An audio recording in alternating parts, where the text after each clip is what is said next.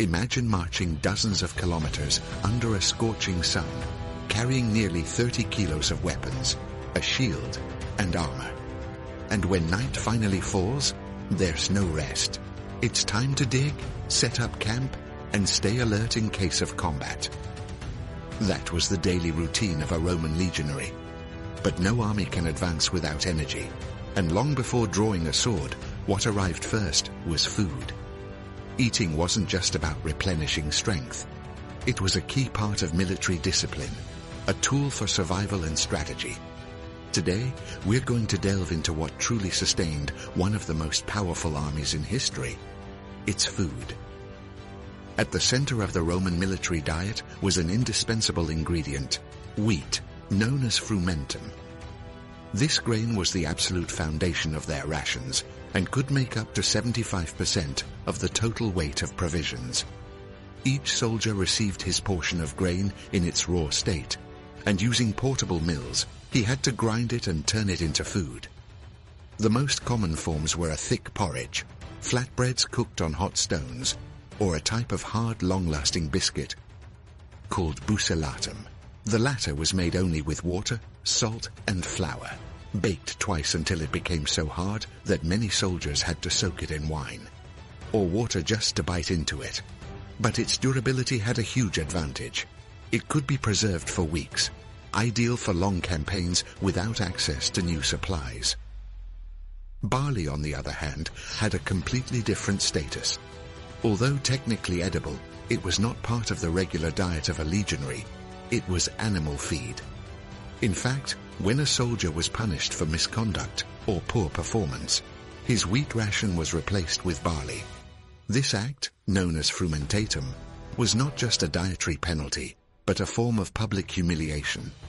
Eating barley was a symbol of disgrace. But while grains provided basic energy, the true source of power lay in something more coveted and far less guaranteed: meat. For soldiers, eating meat was a luxury, not a daily habit. Unlike wheat, it wasn't something distributed regularly. Obtaining it required initiative and resources. During active campaigns, legions couldn't rely on a constant supply line from Rome. They had to improvise. One way to obtain meat was through hunting. Deer, wild boar, hares, and rabbits were common prey.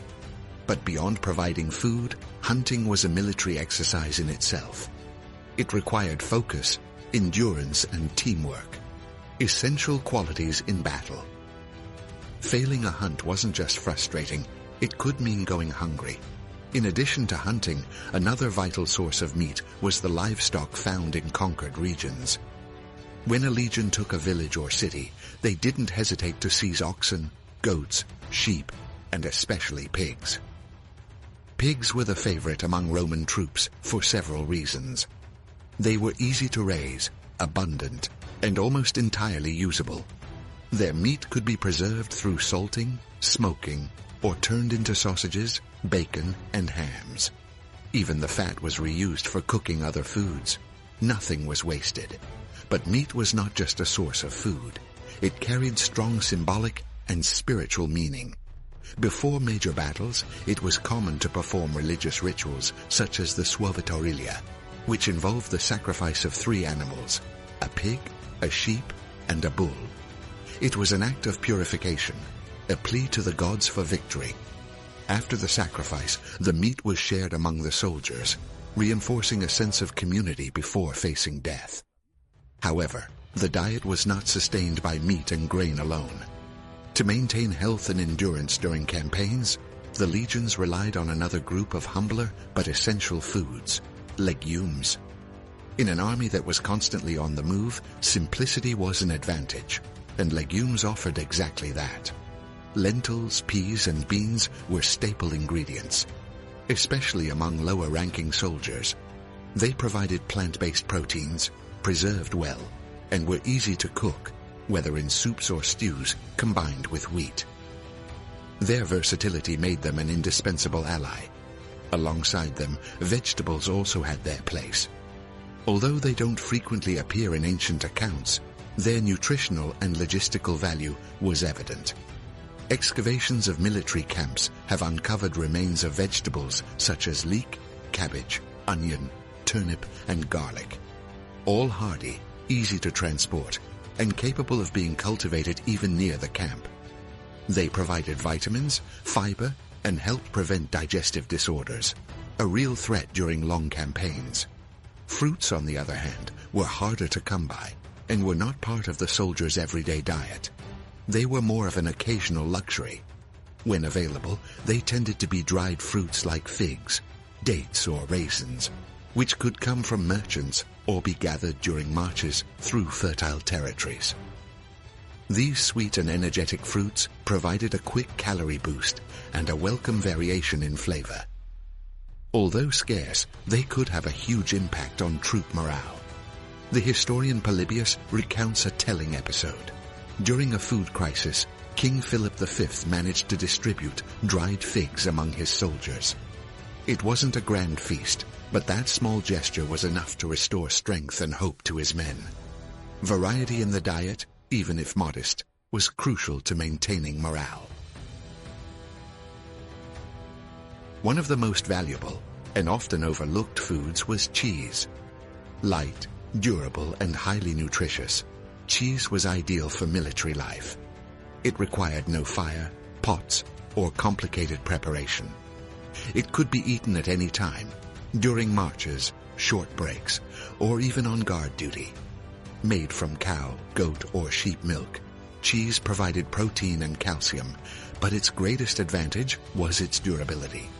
It kept well without refrigeration or special care. In fact, some Roman camps have yielded presses and utensils, suggesting that soldiers made their own cheese when the campaign pace allowed it. It was a practical, artisanal food, deeply tied to the army's self-sufficiency. And as an inseparable companion to cheese, there was a drink as basic as it was indispensable: posca. In the Roman military world, eating was fundamental, but drinking was a matter of life or death. Constant hydration was a logistical priority, and each legionary carried a container, whether a leather water skin or a metal canteen. Camps were strategically established near water sources such as rivers, springs, or wells dug by the soldiers themselves. But water was not always safe to drink. In unfamiliar territories, drinking untreated water could lead to severe intestinal diseases. The Romans' response to this problem was ingenious and effective: posca. It was a mixture of water with sour wine vinegar, sometimes enriched with herbs, honey, or spices. Although for high-class Roman citizens it was a despised drink, seen as something for peasants or soldiers, in the legions it was indispensable. Its sour taste helped eliminate bacteria and parasites, reducing the risk of infections. Additionally, the vinegar acted as a natural preservative, and modern studies have shown that this drink also provided antioxidants and some vitamin C. Posca was easy to prepare, heat-resistant and refreshing. In other words, it was the ancient isotonic drink, packed with practical benefits. But when it comes to long-term survival, two products made all the difference in Roman campaigns: salt and olive oil.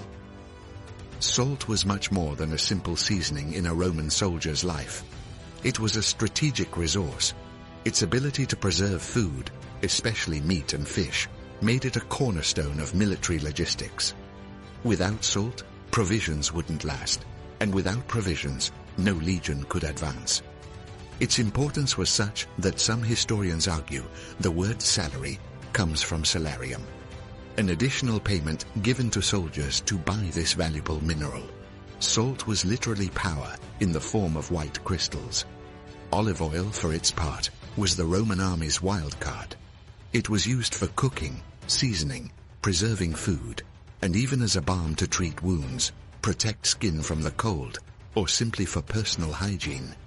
It was transported in amphorae, marked with inscriptions indicating its origin and content, and formed part of the logistical convoy on every march. Wherever there was a Roman legion, there was olive oil. Writings by authors like Pliny the Elder and Vegetius reinforce this idea.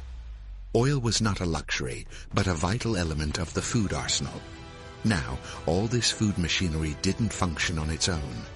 There were entire units within the army dedicated exclusively to logistics.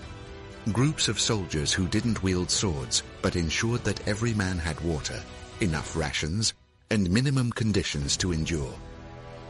Their silent work was the true backbone of the war machine. The Roman diet was neither luxurious nor varied, but that very simplicity made it unbeatable. Every food, every preservation method, every ritual around eating responded to a logic of survival, efficiency, and control. That combination of dietary discipline and organization was one of the best-kept secrets of Rome's military power. If you enjoyed discovering this lesser-known side of the empire, leave a like on the video, subscribe to the channel for more historical content, and as always, may Mars guide you in battle.